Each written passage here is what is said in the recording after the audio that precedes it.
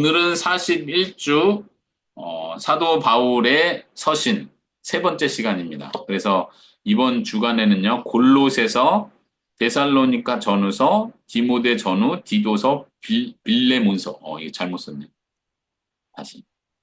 빌레몬서인데 약자로 쓸 때는 몬이라고 쓰죠.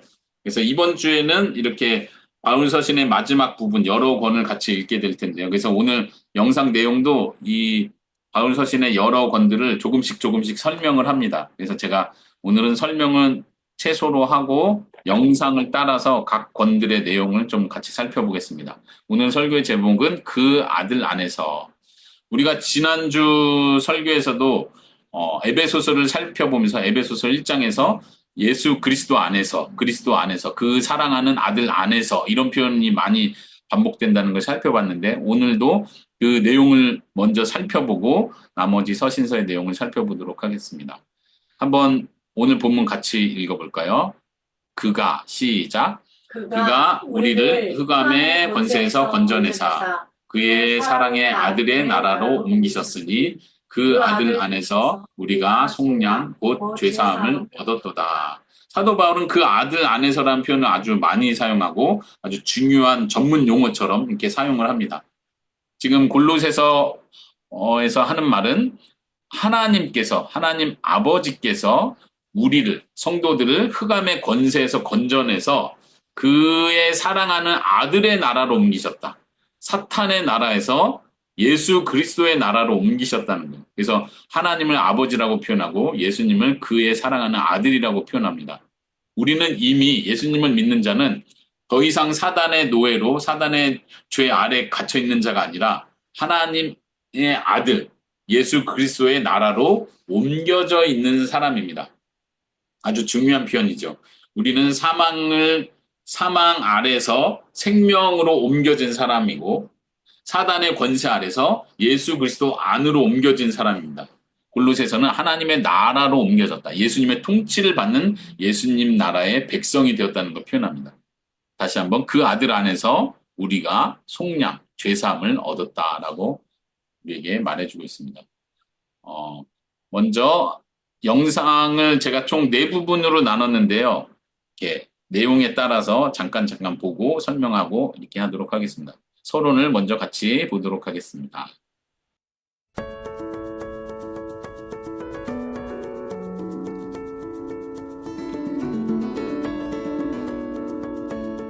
이번 영상은 리딩 지저스 6권의 세 번째 수업으로 바울 서신을 공부하는 마지막 시간입니다. 오늘은 사도 바울이 서신서에서 다룬 여러 주제들 가운데 성도와 그리스도의 연합과 예수 그리스도의 재림에 관하여 살펴본 뒤 바른 경건과 성령으로 행하는 삶이 무엇인지 알아보도록 하겠습니다. 신약 성경에 포함된 13편의 바울 서신은 사도 바울이 여러 교회와 개인에게 보낸 편지입니다.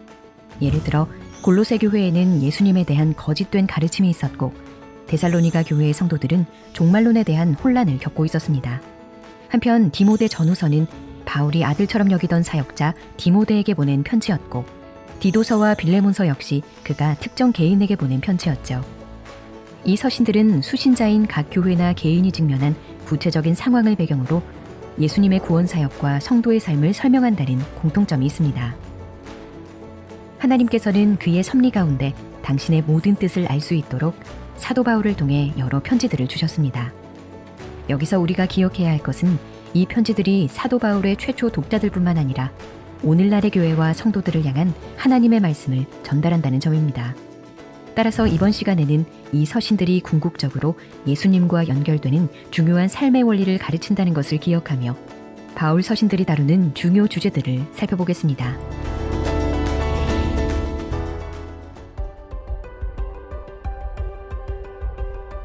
사도 바울은 성도와 그리스도와의 연합의 개념을 그의 서신서 여러 곳에서 다양하게 설명합니다. 먼저 우리는 바울이 사용하는 그리스도 안에서라는 말에 주목해야 합니다. 이는 먼저 그리스도께서 행하신 일을 통해서 얻게 되는 구원을 의미하는 표현으로, 예를 들면 골로새서 1장 14절에 그 아들 안에서 우리가 속량 곧 죄사함을 얻었도다 라는 말씀에서 그 의미가 드러납니다. 그리스도 안에서라는 표현은 성도들이 그리스도와 연합되어 있는 상태를 의미하기도 합니다. 골로새서 2장 12절에 너희가 그 안에서 함께 일으키심을 받았느니라 라는 말씀과 같이 말이죠. 아울러 바울은 그리스도와의 연합을 설명하는 말로 그리스도와 함께, 그리스도와 합하여 라는 표현도 사용합니다. 그러면서 그 연합의 개념 안에 신자들이 가지는 특권뿐 아니라 그들이 경험하는 것과 행해야 할 바가 포함되어 있다는 사실을 가르칩니다. 이외에도 사도 바울은 여러 은유적인 표현들을 사용하여 그리스도와 성도 간의 연합을 이해할 수 있도록 돕습니다. 예를 들어 그리스도로 옷 입다는 표현을 사용하여 믿는 자들의 정체성을 말하기도 하고, 그리스도께서 신랑이시며 교회가 신부라는 결혼의 은유를 통해 그리스도와의 연합이 인격적이며 영적인 연합이라는 것을 보여주기도 합니다. 그렇다면 바울 서신이 이처럼 다양한 방식을 통해 우리에게 전달하려는 핵심 메시지는 무엇일까요? 그리스도와의 연합이란 바로 예수님의 죽음이 나의 죽음이 되고 예수님의 부활이 나의 부활이 되는 일이란 것입니다. 내가 그리스도와 함께 십자가에 못 박혔나니 그런즉 이제는 내가 사는 것이 아니요 오직 내 안에 그리스도께서 사시는 것이라. 우리는 그리스도와 연합함으로 예수님의 의로움이 내 것이 되었다는 기쁨과 감격을 누립니다. 동시에 우리는 그리스도와의 연합 안에서 우리가 경험하는 구원을 변화된 삶으로 표현하며 성령의 열매를 맺을 수 있습니다. 네, 먼저 짧게 앞부분을 먼저 살펴봤습니다. 오늘 설교 제목이 그 아들 안에서인데, 먼저 서론에서 예수님 안에서가 어떤 의미인지를 설명해 주고 있습니다. 아까 우리가 읽었던 본문에서 그 아들 안에서 우리가 속량 곧 죄사함을 얻었도다 했는데, 사도 바울 서신에서 많이 나오는 예수님 안에서라는 표현이 1차적으로는 무엇을 의미한다고 했습니까? 1차적으로는 그리스도께서 행하신 일을 통해서 얻게 되는 구원을 표현한다, 이렇게 설명을 했었죠. 우리가 에베소서에서 지난 시간에 살펴봤던 그 본문을 다시 가져와 봤는데요. 지난 시간에 읽었던 본문 제가 한번 읽어볼게요. 창세전에 그리스도 안에서 우리를 택하사 우리로 사랑 안에서 그 앞에 거룩하고 흠없게 하시려고 그 기쁘신 뜻대로 우리를 예정하사 예수 그리스도로 말미암아 자기의 아들들이 되게 하셨으니 이는 그가 사랑하시는 자 안에서 우리에게 거저 주시는 바 그 은혜의 영광을 찬송하게 하려는 것이라. 우리는 그리스도 안에서 그의 은혜의 풍성함을 따라 그의 피로 말미암아 속량 곧 죄사함을 받았느니라. 계속해서 강조하는 것은 그리스도 안에서, 하나님께서 사랑하시는 바로 그 아들 안에서, 이런 표현을 강조하고 있죠. 그 뒷부분도 살펴봤었는데요. 이는 하늘에 있는 것이나 땅에 있는 것이 다 그리스도 안에서 통일되게 하려 하심이라. 모든 일을 그의 뜻대로 결정대로 일하시는 이의 계획을 따라 우리가 예정을 입어 그 안에서 기업이 되었으니 이는 우리가 그리스도 안에서 전부터 바라던 그의 영광의 찬송이 되게 하려 하심이라. 계속해서 하나님께서 이루시는 구원의 모든 역사가 하나님 아버지께서 이루시는 모든 구원의 역사가 그의 아들 안에서 이루어졌다는 걸 강조하는 거예요. 구원의 역사의 핵심 주체는 누가 됩니까? 하나님 아버지입니까? 예수님입니까? 이렇게 나눌 수가 없는 거야. 모든 것은 하나님께서 하시는데 하나님께서 그 핵심으로 예수님께서 행하신 구원 사역 안에서 이 모든 일을 이루셨다. 영광의 자리에 이르는 그 순간까지 우리가 하나님께 예정을 입어 하나님의 귀한 재산이 되는 그 순간까지도 그 모든 일이 다 예수님 안에서 이루어졌다는 걸 강조하죠. 예수님 안에서라는 표현이 그렇다는 것을 배웠습니다. 그리고 두 번째로 예수님 안에서라는 표현, 그 아들 안에서라는 표현이 무엇을 의미하냐고 했을 때 그리스도와의 연합이라는 걸 강조했습니다. 그러니까 예수님 안에서 이러한 일이 일어났다 할 때 구원을 말할 뿐만 아니라 우리 성도가 예수님과 연합되었다는 걸 강조한다는 거예요. 그래서 그런 표현이 있죠. 예수님과 함께 죽고 예수님 안에서 우리가 다시 살아나고, 이런 표현들. 죽음도 예수님의 죽음이 곧 나의 죽음이 된다는 걸 강조합니다. 연합되었기 때문에. 예수님만 십자가에 죽으시고 나는 살아났다, 이렇게 반대되는 개념이 아니라 예수님이 죽을 때 나도 함께 죽은 것이다. 내 육신도, 내 죄의 본성도 죽은 것이라는 고백을 하게 됩니다. 예수님의 부활이 곧 나의 부활이다. 예수님 부활하심으로 새 생명 가운데 나타나신 것처럼 우리도 영적으로 새 생명을 얻고 새로운 삶을 시작한다. 죄에 따라서 살던 삶은 청산하고 이제는 하나님을 위하여, 주님을 위하여 살게 된다. 이런 의미에서 그리스도의 연합을 강조했었죠. 그래서 그리스도 안에서, 그리스도와 함께, 그리스도와 합하여 이런 표현들이 많이 있다고 강조했습니다. 이 표현들 속에서 사도 바울의 서신은 항상 구원의 중요한 원리를, 구원의 핵심 본질을 설명하는 것 같지만 그 안에서 계속해서 적용을 나오는 거예요. 예수님이 이런 일을 하셨다. 그러니 우리가 이렇게 살아야 한다는 걸 계속 강조하는 거예요. 예수님과 연합되었기 때문에 예수님이 나를 위해서 구원의 일을 하셨고 나는 이제 내 삶을 알아서 살아가는 거고가 아니라 그 예수님이 지금도 살아계셔서 나와 인격적으로 연합의 관계이기 때문에 이제 나도 예수님을 본받아 예수님과 함께 이러이러한 삶을 살아야 한다. 이런 중요한 우리가 행해야 될 것이 무엇인지도 바울 서신 안에서 자연스럽게 말해주고 있다는 거죠. 그래서 바울 서신에서 여러 가지 은유들을 사용한다고 했는데 그 중에 하나가 그리스도로 옷 입는다. 말 그대로 그리스도라는 옷을 내가 입는다는 건데 이 표현 자체가 우리의 정체성이 무엇인지 이제는 나의 더러운 죄의 본성, 죄의 옷을 입고 사는 것이 아니라 의롭게 된 나에게 의를 주신 그리스도의 옷을 입는다 이런 표현. 혹은 신랑과 신부의 비유가 있다고 했었죠. 특별히 에베소서 뒷부분에서 이 부분을 강조하는데 우리와 예수님과의 관계를 신랑과 신부의 관계로 말 그대로 연합되어 있는 아주 중요한 관계로 표현하고 있는 거죠. 우리가 소요리 문답에서도 금방 전에 배웠던 것처럼 예수님을 믿는다는 것은 그분을 인격적으로 신뢰하는 것이다. 이런 표현을 했습니다. 단지 지적으로 예수님이 이런 일을 해서 감사해서 이제 내가 이렇게 살아야지가 아니라 그 구원을 이루신 예수님이 지금도 살아계시고 나와 함께 계시고 내가 그분과 연합되어 있는 상태이기 때문에 예수님의 어떠하심과 같이 나도 그렇게 살아가는 거예요. 지금 이 땅에서. 그것을 우리가 기억하면 좋겠습니다. 바울 서신에서 이런 부분, 그리스도 안에서 그리스도와 함께, 그리스도와 합하여 이런 표현들이 계속 이런 인격적인 관계를 강조한다는 것을 우리가 기억하면 좋겠습니다. 두 번째 이어서는요. 골로새서 이후에 데살로니가 전후서를 살펴볼 텐데 데살로니가 전후서는 특별히 예수님의 재림과 연관해서 설명한다는 면에서 아주 중요한 서신입니다. 데살로니가 전후서 내용 살펴보도록 하겠습니다. 바울 서신을 읽다 보면 예수 그리스도의 십자가 부활로 구원 역사의 새로운 시대가 열렸다는 것을 알 수 있습니다. 예수님께서 이 땅에 오시기 이전의 시대는 죄와 사망, 고통과 환란의 시대로 아담이 이 시대를 대표합니다. 그러나 예수님의 죽음과 부활로 말미암아 시작된 새 시대는 그리스도 안에서 얻는 생명과 기쁨, 안식과 소망이 있는 시대입니다. 이 새 시대는 예수님께서 다시 오실 재림의 날에 비로소 완성될 것입니다. 그리스도 안에 있는 성도들은 이와 같은 이미와 아직의 시대를 살아가기에 지금 예수님의 부활을 살아가면서 예수님께서 만물을 온전히 완성하실 것을 소망할 수 있습니다. 예수 그리스도의 재림은 사도 바울이 데살로니가 교회에 보낸 서신의 중심 주제이기도 합니다.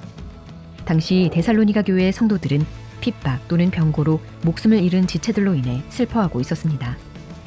사도 바울은 이들을 위로하며 그리스도 안에서 자고 있는 성도와 살아있는 성도 모두가 그분이 강림하실 때에 그의 영광에 참여할 것이라고 가르칩니다.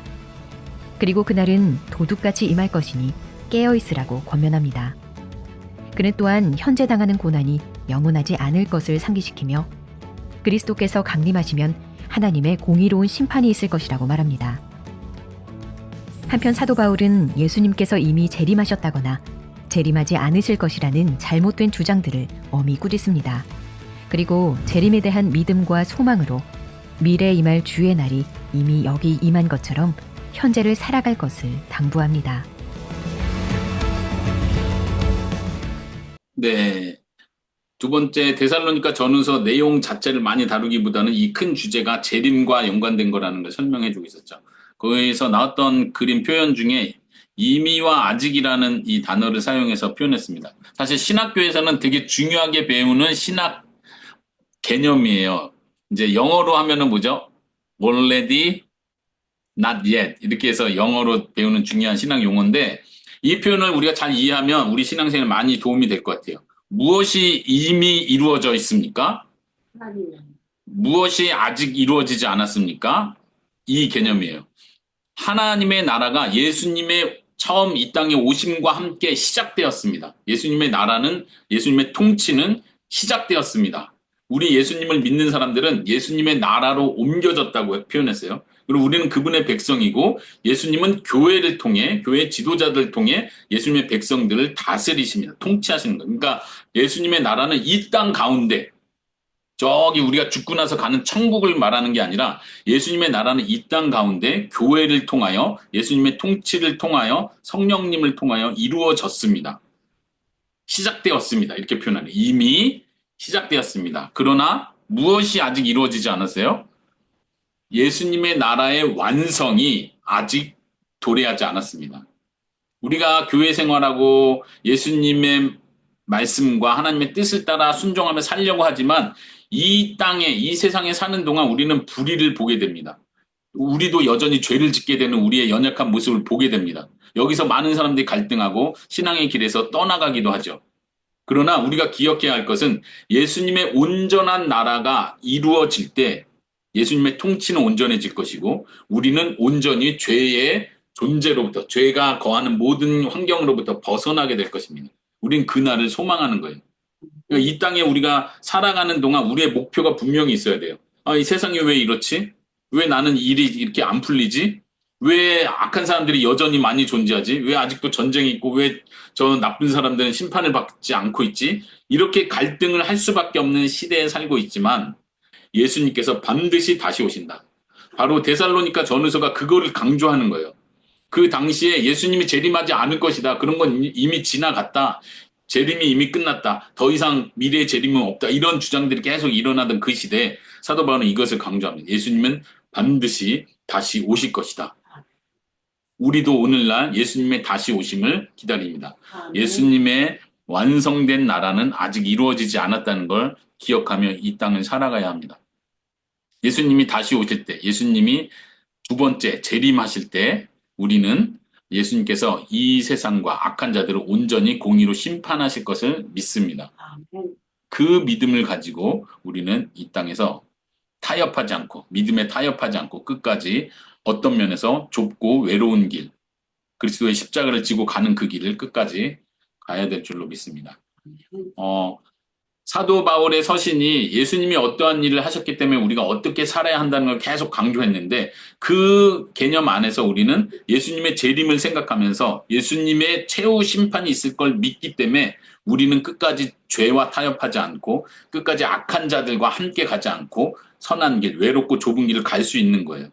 예수님이 그 길을 가셨고 예수님은 다시 오실 것이고 우린 그걸 믿기 때문에 우린 그 좁은 길을 가기로 계속해서 결심하는 것입니다. 크리스찬으로 산다는 것이 참 그래요. 우리 주중에 우리 딸들과 대화하면서도 그런 마음을 나눴던 것 같은데 때로는 우리의 삶이 엄마 아빠도 마찬가지고요. 선교사로 살면서 외롭고 좁은 길이고 알아주지 않는 것 같은 이런 길을 갈 때가 많습니다. 나도 그냥 다른 사람들처럼 평범하게 어떤 면에서 그냥 다른 크리스찬들처럼 좀 더 쉽게 그 길을 가면 좋겠다는 생각이 들 때도 있지만 우리가 바라는 것은 좁고 외로운 길이라 할지라도 예수님이 가신 그 길이라면 우리도 그 길을 따라갑니다. 선하게 사는 것. 원수가 나를 괴롭히지만 내가 복수하지 않고 끝까지 그 사람을 사랑하면서 사는 것. 선을 행하는 것. 이것이 바로 예수님께서 가신 길인 줄로 믿습니다. 사도 바울은 그것을 계속 강조합니다. 이제 그 다음 살펴볼 내용은요. 이제 디모데 전후서, 디도서, 빌레몬서인데 이 네 권은 특별히 네 개의 편지는 특별히 개인에게 준 편지라는 내용입니다. 이 부분을 한번 또 살펴보고 이야기하겠습니다.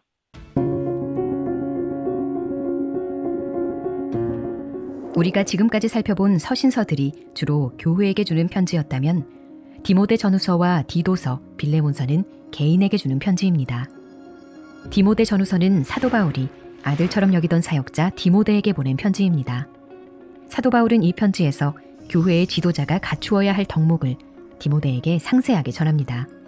아울러 그는 기도에 대한 가르침과 감독, 집사의 자격 등을 가르치며 그리스도 예수의 좋은 일꾼이 되기 위하여 양육받을 것을 권합니다.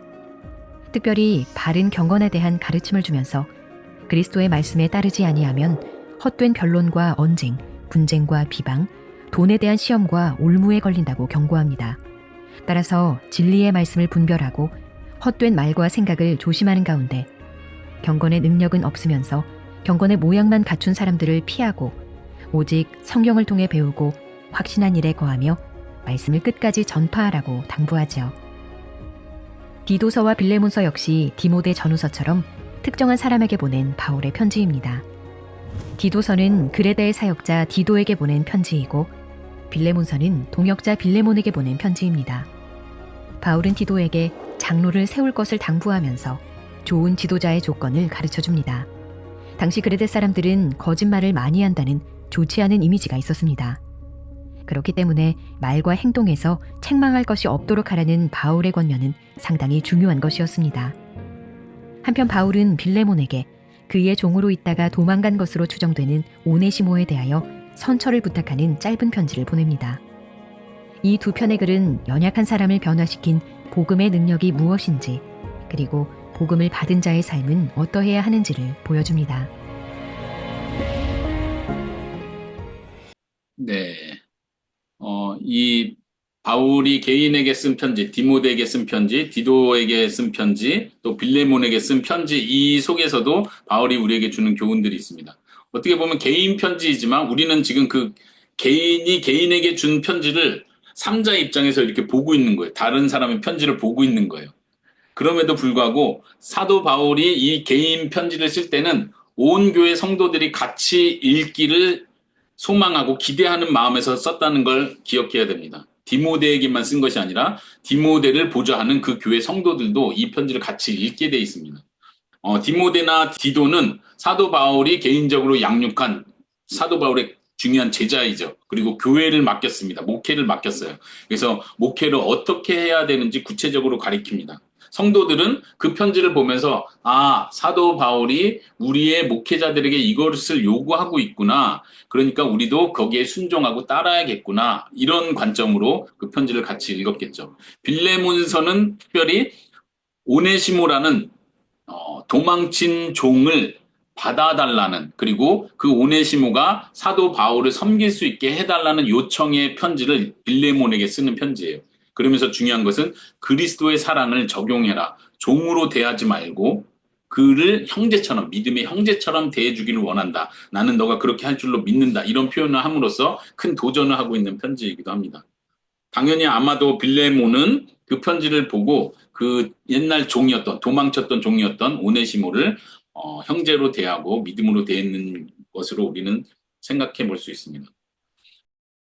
데살로니가 전서에 나오는 내용을 같이 살펴보겠는데, 여기서도 마찬가지로 사도 바울은 우리가 우리의 삶을 어떻게 살아야 되는지를 구체적으로 설명하는 내용들이 있습니다. 아까 앞에서 말했던 것처럼 예수님께서 어떻게 사셨기 때문에 우리도 그렇게 살아야 한다. 예수님이 다시 오시는 것을 기대하는 자로서 우리는 이러한 삶을 살아야 된다는 걸 강조하죠. 이 부분을 한번 천천히 같이 한 목소리로 읽어볼까요? 시작. 또 형제들아 너희를 권면하노니 게으른 자들을 권계하며 마음이 약한 자들을 격려하고 힘없는 자들을 붙들어주며 모든 사람에게 오래 참으라. 삼가 누가 누구에게든지 악으로 악을 갚지 말게 하고 서로 대하든지 모든 사람을 대하든지 항상 선을 따르라.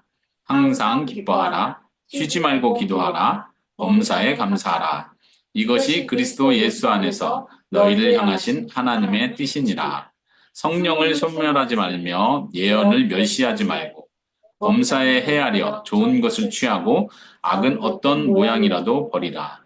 평강의 하나님이 친히 너희를 온전히 거룩하게 하시고 또 너희의 온 영과 혼과 몸이 우리 주 그리스도 예수 그리스도께서 강림하실 때 흠없게 보존되기를 원하노라. 너희를 부르시는 이는 미쁘시니 그가 또한 이루시리라. 네. 사도 바울이 교회 성도들에게 권면하는 내용입니다. 이 내용은 단지 사도 바울의 개인적인 권면이 아니라 우리가 예수님을 본받는 자로 이렇게 살아야 된다. 뒤에서 강조한 것처럼 예수님께서 다시 재림하시고 강림하실 텐데 그때 우리의 모습이 거룩하고 흠없는 자로 나와야 하기 때문이다. 그렇게 이야기합니다. 그러면서 이 모든 일을 하나님께서 이루실 것이라는 확신을 갖습니다.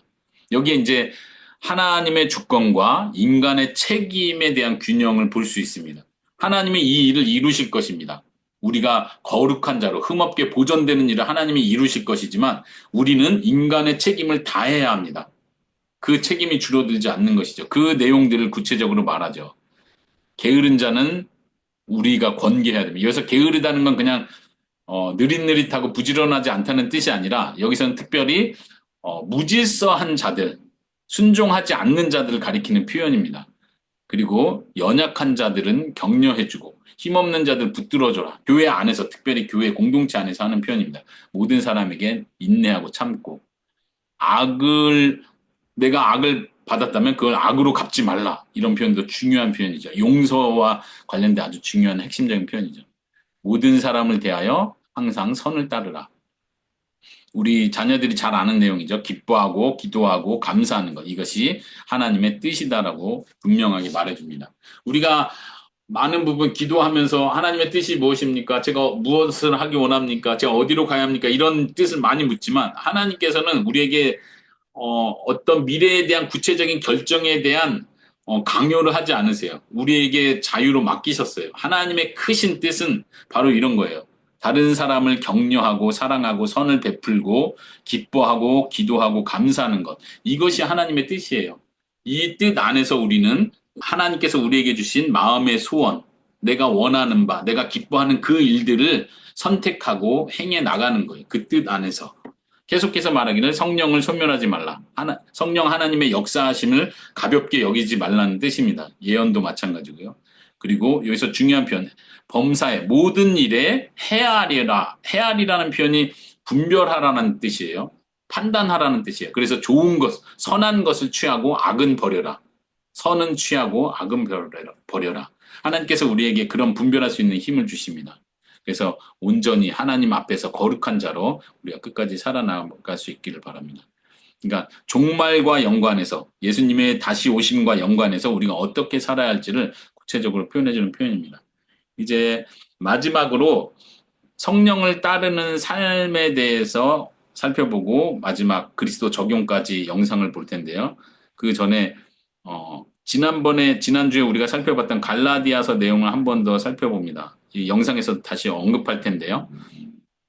우리가 이미 예수님 안에서 구원받은 자로 성령으로 사는 자라고 했습니다. 우리가 성령으로 사는 자이기 때문에 성령을 따라서 걸어가야 한다. 지난번에 살펴봤었죠.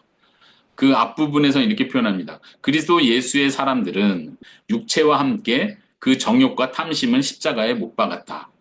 예수님의 죽으심이 곧 나의 죽으심이라는 걸 잘 표현해요. 그리스도와의 연합이죠. 예수님만 십자가에 죽은 게 아니라 나도 그리스도와 함께 나의 정욕, 내 악한 죄의 욕심을 말합니다.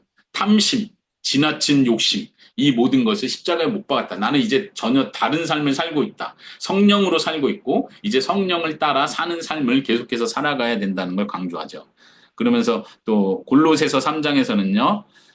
여기도 한번 같이 읽어볼까요? 지난번에 읽었던 표현인데 시작. 그러므로 너희가 그리스도와 함께 다시 살리심을 받았으면 위의 것을 찾으라. 거기는 그리스도께서 하나님 우편에 앉아 계시니이다. 위의 것을 생각하고 땅의 것을 생각하지 말라. 위의 것이 무엇인지 땅의 것이 무엇인지 설명을 했었습니다. 한번 영상을 보면서 마지막 살펴보겠습니다. 바울 서신에서 영적인 사람이라 함은 그리스도 안에 있는 자, 성령을 소유한 자, 성령 안에서 행하는 자라 할 수 있습니다. 바울은 그리스도를 믿기 전에는 육체에 거하던 자들이 그리스도 안에서 그분과 연합함으로 성령의 사람이 된다고 이야기합니다. 갈라디아서 5장 25절의 말씀은 예수 그리스도께서 우리에게 주신 구원과 생명을 성령을 따라 우리의 행위로 드러내며 살아갈 수 있다는 것을 의미합니다. 즉 그리스도 안에 있는 성도는 육체와 함께 그 정욕과 탐심을 십자가에 못 박고 그의 삶 가운데 성령의 열매를 맺으며 살아갈 수 있다는 것이죠.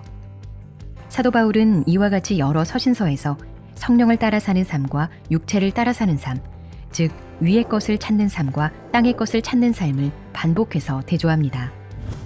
그러므로 너희가 그리스도와 함께 다시 살리심을 받았으면 위의 것을 찾으라. 거기는 그리스도께서 하나님 우편에 앉아 계시느니라. 위의 것을 생각하고 땅의 것을 생각하지 말라. 아울러 음란과 방탕, 욕심, 분노, 분쟁, 비방, 거짓말 등의 행위로 나타나는 육체를 따르는 삶, 곧 땅의 것을 찾는 삶을 벗어버리라고 가르칩니다. 대신 긍휼과 자비, 겸손과 온유, 오래 참음으로 옷 입고 서로 용납하고 용서하며 사랑을 더하는 것으로 나타나는 성령을 따르는 삶, 곧 위의 것을 찾는 삶을 살라고 말합니다. 구원의 은혜와 성도의 삶은 분리될 수 없습니다. 예수 그리스도를 믿고 그분과 연합함으로 성령을 받은 성도들은 새로운 피조물이자 하나님의 자녀로서 살아가도록 부름받았습니다. 그러므로 성도들은 자신의 소명을 삶으로 실천하며 그리스도 안에서 누리는 사랑과 은혜에 맞게 살아가야 합니다.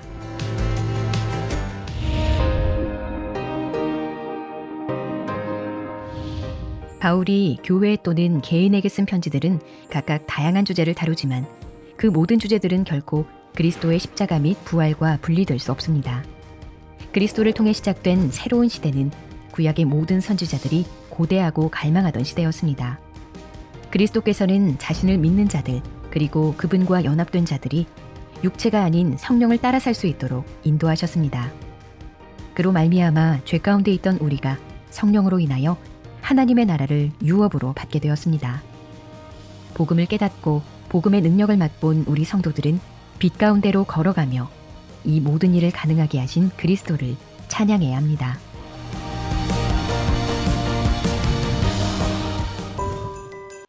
네, 마지막까지 잘 보셨습니다. 거의 영상에서 나왔던 성경 구절 두 곳을 같이 한번 다시 살펴볼 텐데요. 땅의 것을 찾는 삶, 위의 것을 찾는 삶을 사도 바울은 분명히 대조해서 보여주고 있습니다. 우리가 때로는 성경에서 거룩한 삶, 세상과 구별된 삶을 얘기할 때 오해하는 게 있어요. 잘못된 이원론적 사고죠.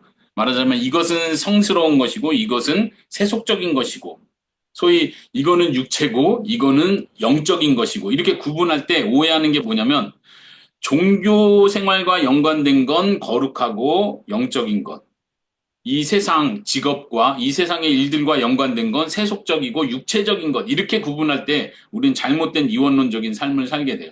다시 말하면 예를 들면 교회 가서 기도하고 전도하고 교회에서 봉사하는 건 하나님이 기뻐하고 거룩한 것이고 그냥 내가 집안에서 집안 청소하고 아이들 돌보고 직장 생활하고 돈 버는 일을 하는 건 세속적인 거고 이렇게 생각하는 생각은 아주 위험하고 잘못된 생각입니다.